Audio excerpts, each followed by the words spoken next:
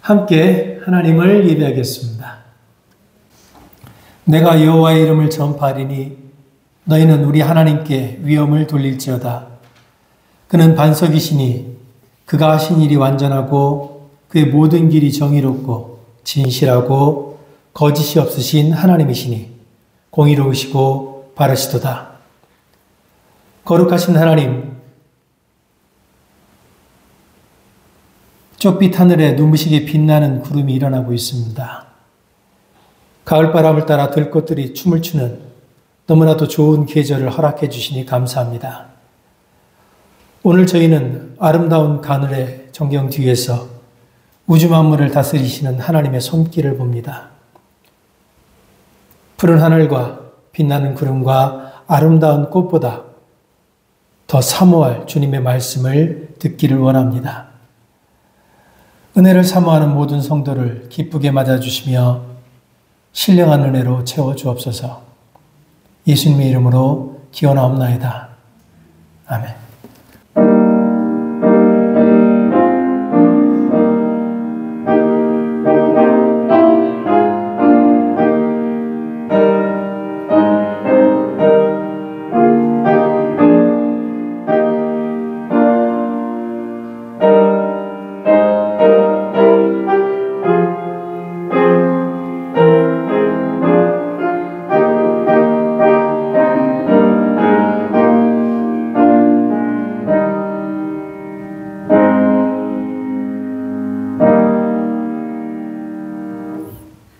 남인우 장로께서 기도하실 때 다 함께 기도하겠습니다. 먼저 다가와서 불러주시고 늘 사랑으로 돌보시는 주님, 오늘 이 예배의 자리에 나오게 인도하여 주시니 감사를 드립니다. 저희의 어리석은 모습과 교만한 마음, 옳은 길보다는 쉬운 길을 택하는 또 게으르고 죄된 속성이 있음을 고백합니다. 저희에게 부정적인 생각과 그릇된 행동, 정지되지 못한 말이 있었음을 고백합니다. 오직 주의 도움으로 새롭게 변화되기를 원합니다. 주님의 뜻을 담대히 따라갈 수 있는 믿음과 용기를 주시기를 간구합니다. 성도들 가운데 뜻하지 않은 고난을 만나 상심하고 인생의 어려운 공허감을 지나는 지체들이 있습니다. 눈동자와 같이 지키신다고 하신 하나님께서 돌보시고 인도하시기를 간구합니다. 지금 이 순간도 병마와 싸우며 질병의 고통 중에 있는 성도들이 있습니다. 주님의 위로와 치유의 손길로 함께하여 주옵소서. 수술을 앞두고 있는 성도 가정이 있습니다. 그 마음을 어루만져 주시기를 원합니다. 인생의 길이 막힌 것 같고 때론 미래의 불확실성 때문에 염려하고 힘들어하는 성도들이 있습니다. 그들의 삶 속에 지혜와 평강 그리고 믿음의 용기를 더하여 주옵소서. 하나님의 인도하심이 함께하기를 기도합니다.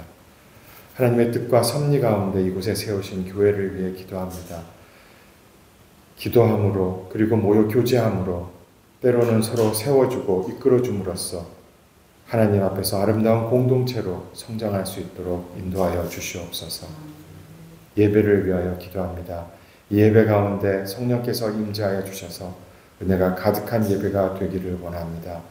예배를 통하여 말씀에 저희가 귀 기울일 수 있도록 도와주시고 마음이 움직이며 새 힘을 얻을 수 있기를 기도합니다. 예배를 도와 수고하는 모든 손길들을 기억하여 주옵시고 하나님이 함께하여 주시옵소서. 이 예배를 온전히 주님께 부탁드리며 예수님의 이름으로 기도합니다.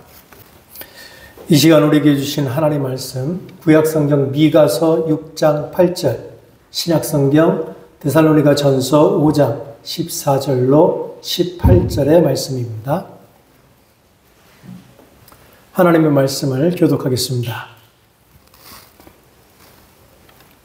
사람아, 주께서 선한 것이 무엇임을 내게 보이셨나니 여호와께서 내게 구하시는 것은 오직 정의를 행하며 인자를 사랑하며 겸손하게 내 하나님과 함께 행하는 것이 아니냐.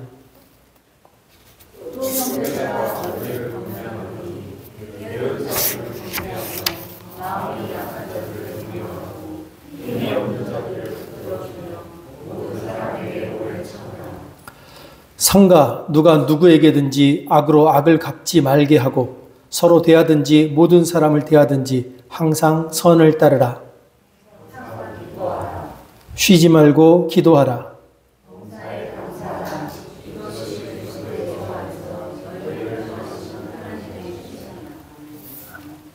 미국 조지아 대학교에서 임상 심리학 박사학위를 취득하고 미시시피 대학 메디컬 센터에서 수면의학 및 신경심리학 분야의 전문 수련의 과정을 마친 임상 심리학자인 마르크 브루스라고 하는 사람이 인간의 수면 유형과 관련해서 제안한 동물 유형이 있습니다.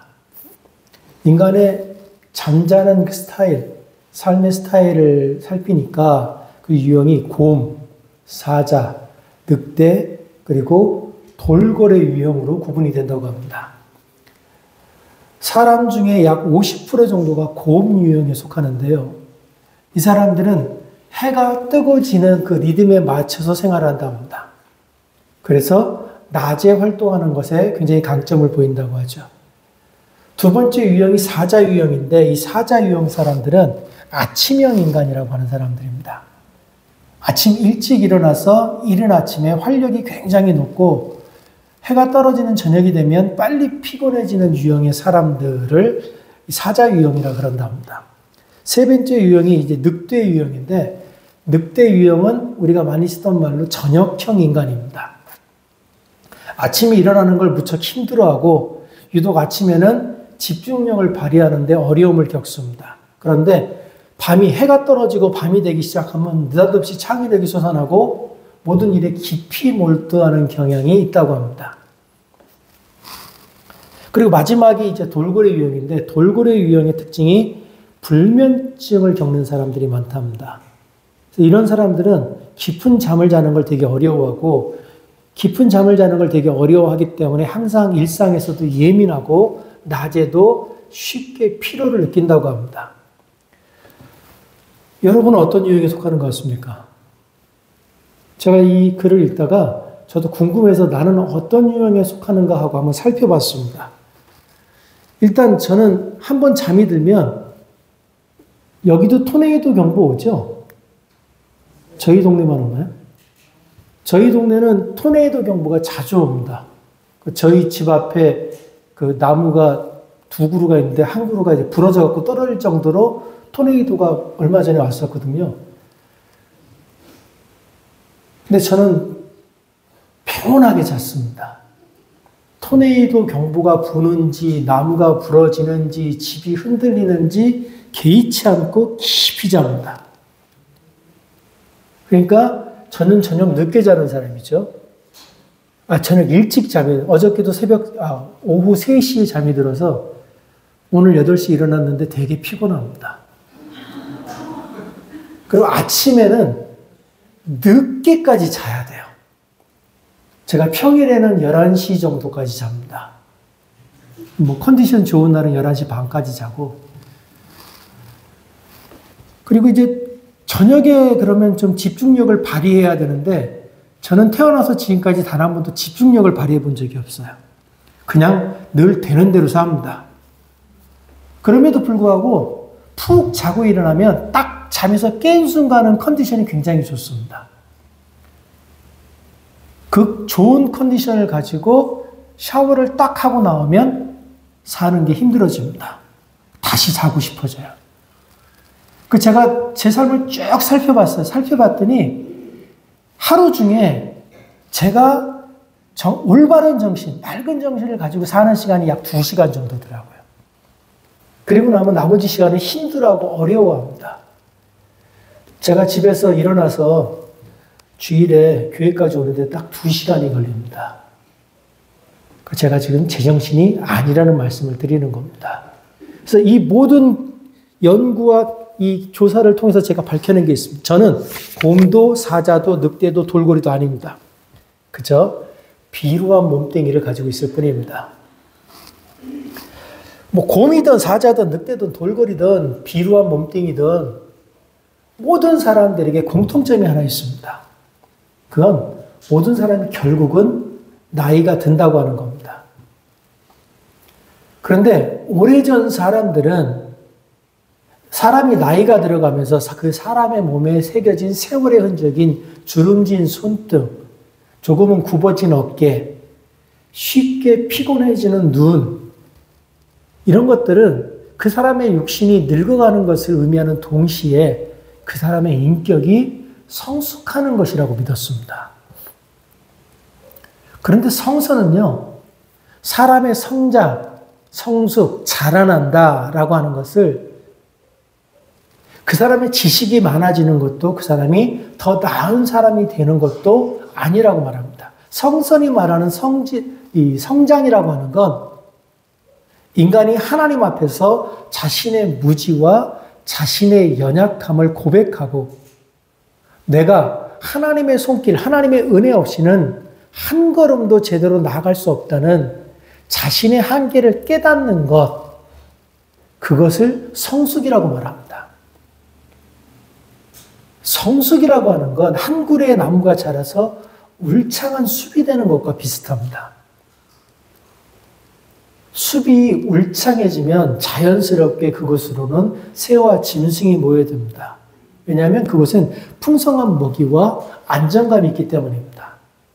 숲이 동물과 새를 모으기 위해서 특별한 노력을 하지 않아도 그 울창한 숲이 가지는 그 풍요와 연한으로 인해서 생명들이 자연스럽게 그곳으로 모여드는 겁니다. 물이 깊은 호수나 바다에는 많은 바다 생물들이 모여 있습니다. 깊은 물은 바다 생물들에게 때로는 안식처로, 때로는 풍성한 먹이를 제공하는 안정된 장소가 되기도 합니다. 물이 깊은 호수나 바다는 그 깊이와 고요함으로 모든 생물들을 품어줍니다. 그리스도의 삶 또한 깊은 물과 같습니다. 풍성한 숲과 같습니다. 우리가 애를 써서 사람을 사귀려고 하지 않아도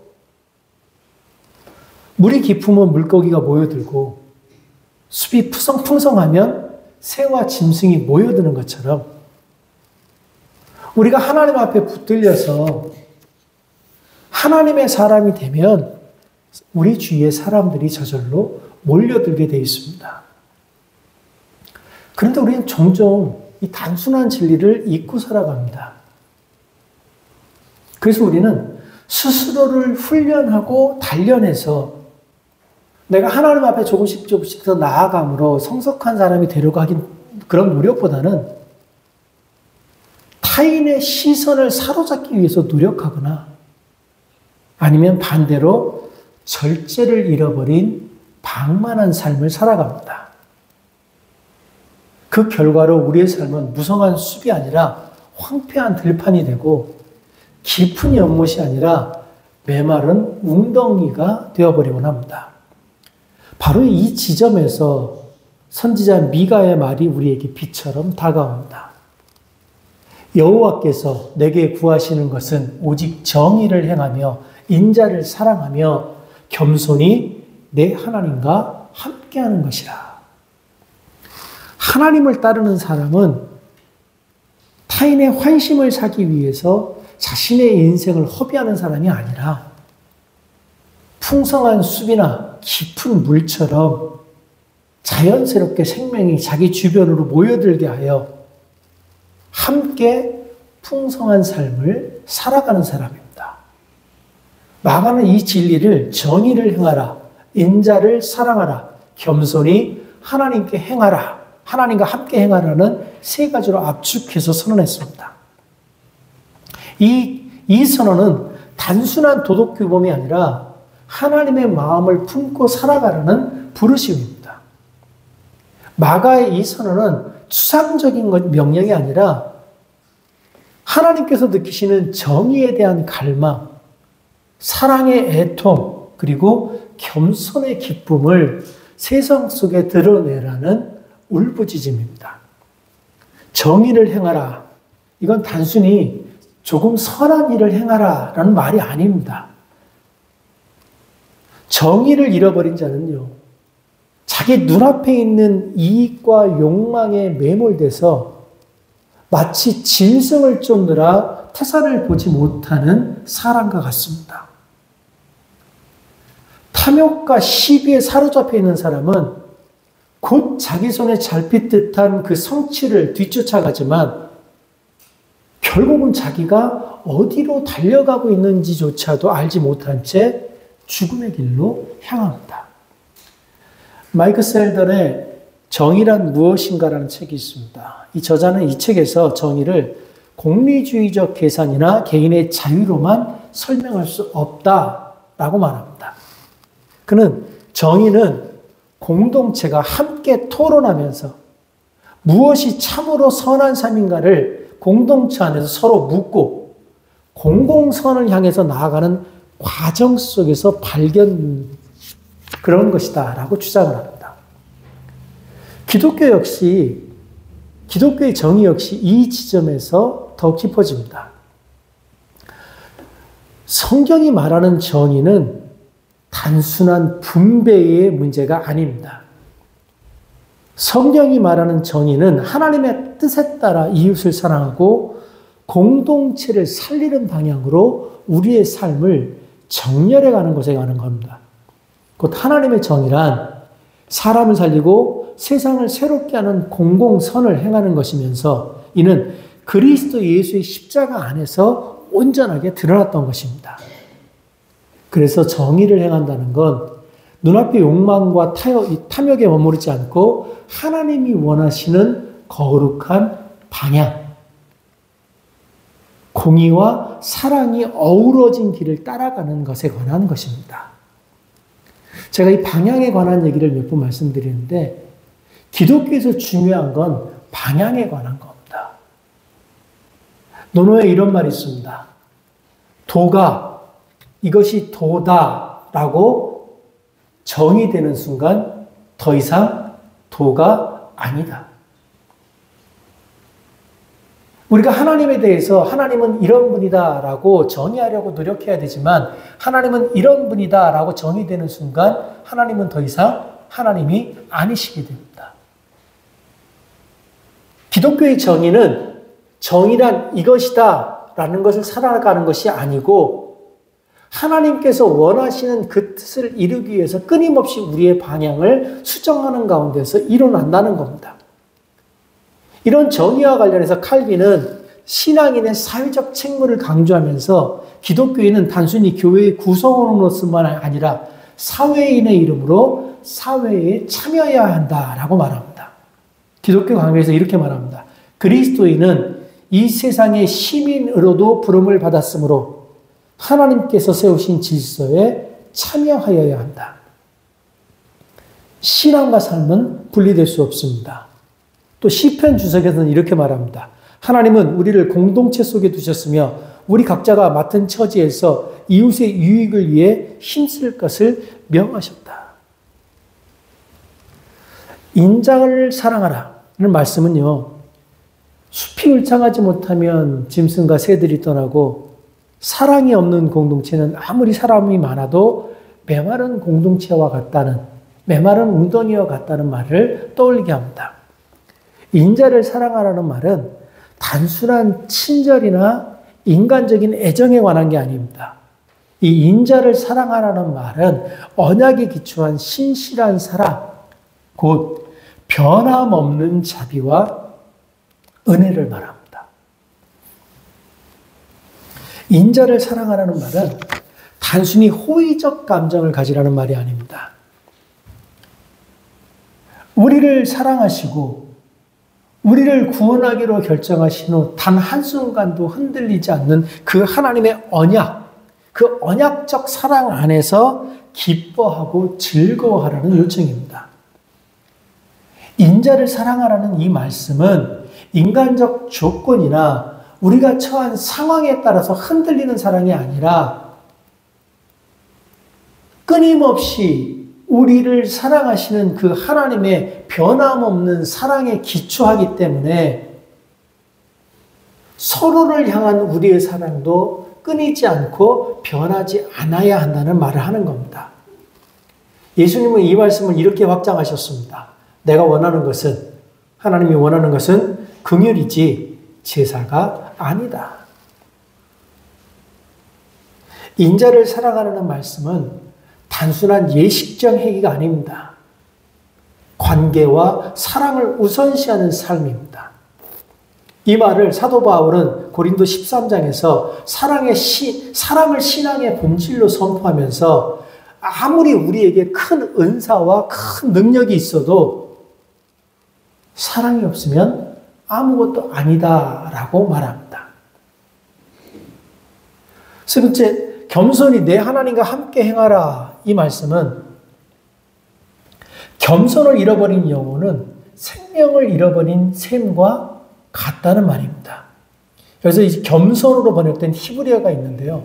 이 겸손으로 번역된 히브리어는 단순히 자신을 낮추는 외적 행위가 아니라 하나님 앞에서 조심스럽고도 경외심을 가지는 태도, 곧 하나님과 동행하는 삶의 자세를 나타냅니다. 굴욕의 표시가 아니라 하나님과 함께 걸을 때 느낄 수 있는 자유의 길에 관한 겁니다. 요즘 교회에서 가장 많이 사라져버린 것이 이 경외심입니다. 하나님께 예배하는 게 너무 쉬워요. 하나님을 너무 쉽게 대합니다. 마치 하나님은 사랑이시니까 내가 뭘 해도 괜찮아 라고 방종하는 그런 자세가 우리 삶 속에 있다는 겁니다. 구약학자인 브루스 윌트키는 이 단어를 이렇게 해석합니다. 겸손히 내 하나님과 행하라 해서 이 겸손이라고 하는 단어는 자기 힘이 아닌 하나님의 인도하심을 신뢰하며 그분 앞에서 경외심으로 행하는 태도.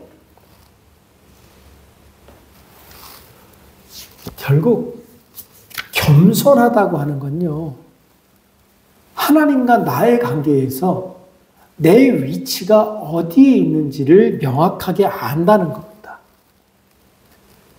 켈빈은 기독교 강요에서 겸손을 이렇게 말합니다. 자신의 무지를 자각하고 하나님께 모든 선의 근원을 돌리는 것. 자신의 무지를 자각하고 내가 선악을 판단하는 기준이 되지 않고 하나님의 말씀이 모든 선악의 기준이 됨을 믿고 따르는 것. 그것이 겸손이라고 말합니다.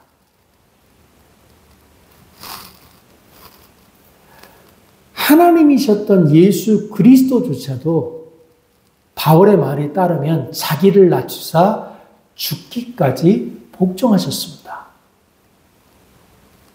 예수님의 이 겸손은 단순한 도덕적 미덕이 아니라 하나님과의 완전한 연합 속에서 나타난 순종과 자유였습니다. 사도 베드로는요, 하나님의 능하신 손 안에서 겸손하라고 권면합니다. 우리가 하나님의 능하신 손에서 겸손하게 행하면 하나님이 하나님의 때에 우리를 높일 것이다 라고 말합니다. 겸손히 행하는, 그러면서 하나님과 함께 걷는 자는 정의를 기뻐하고 사랑을 즐거워하면서 하나님 앞에서 경외심으로 자신을 세우는 사람입니다. 그러나 이 겸손은 단순히 자기 주장을 억누르거나 무조건 양보하는 태도가 아닙니다.